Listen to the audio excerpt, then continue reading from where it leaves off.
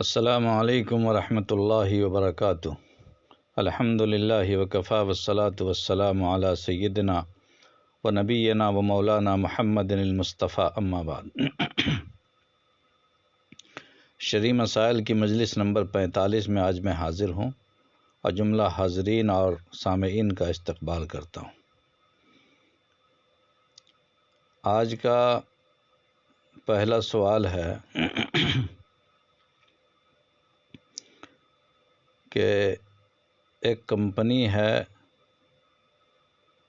جس میں تقریباً 100 آدمی کام کرتے ہیں اور لگ بھگ 15 آدمی دھوکہ دری والا کام کرتے ہیں، لوگوں کو بیوقوف بنا کر ٹھگ کر کمپنی میں پیسہ جمع کرتے ہیں اور ان کی وہی ڈیوٹی ہے۔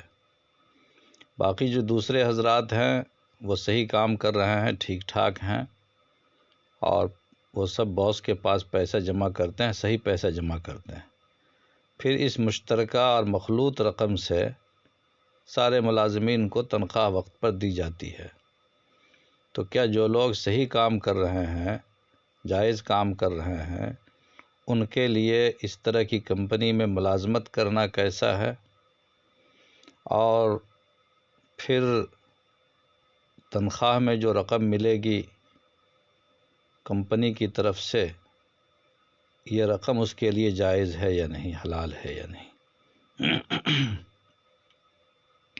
یہ سوال ہے۔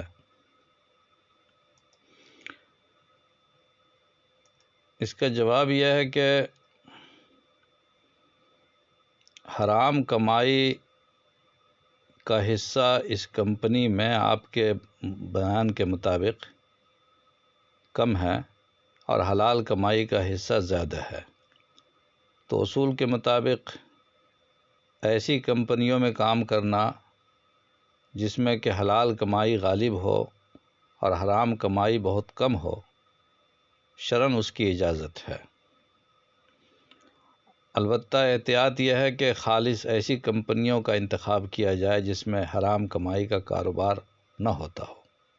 لیکن اگر ایسی کمپنی میسر نہ ہو اور ایسی کمپنی میں کام ملے جس میں دونوں طرح کی کمائی ہو رہی ہو، دونوں طرح کا کاروبار شامل ہو، تو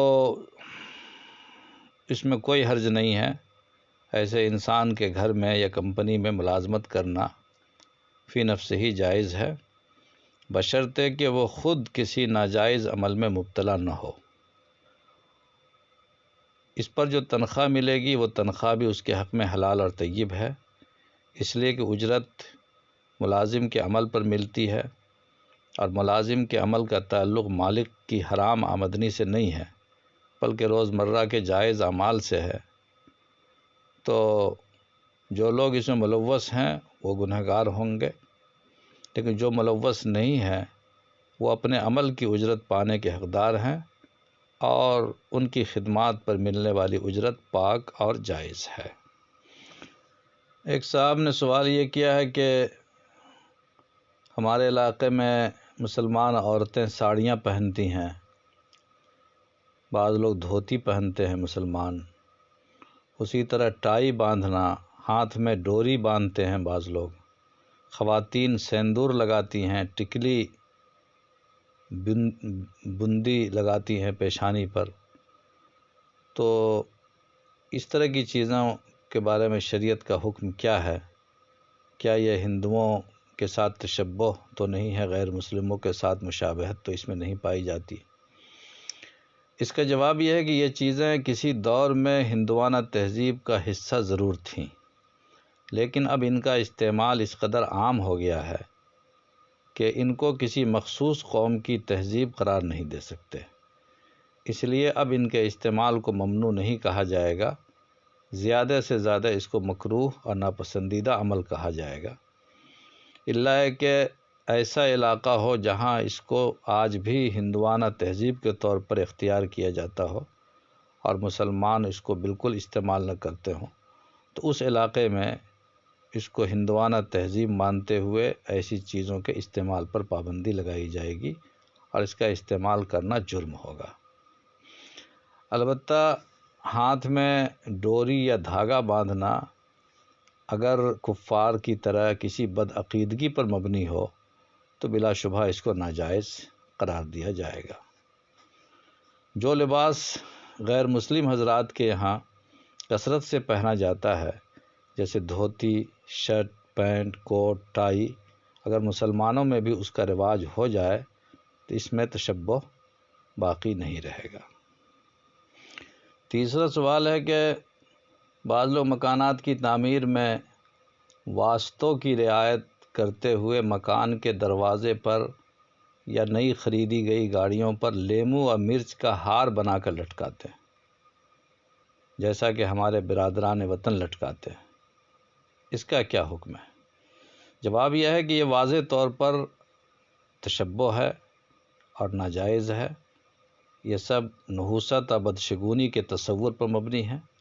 اسلام کسی بھی چیز میں نحوست اور بدشگونی کا قائل نہیں ہے۔ احادیث میں اس کو مشرکانہ تصور بتایا گیا ہے۔ چوتھا سوال یہ ہے کہ نیا سال منانا یا بچوں کی پیدائش یا شادی کی سالگرہ وغیرہ منانا کیسا ہے؟ جواب یہ ہے کہ یہ عیسائیوں کا طریقہ ہے اور ان کی تہذیب کا حصہ ہے۔ آج بہت سے مسلمان بھی اس کا شکار ہو رہے ہیں۔ یہ پسندیدہ چیز نہیں ہے، اس سے بہرحال بچنا چاہیے۔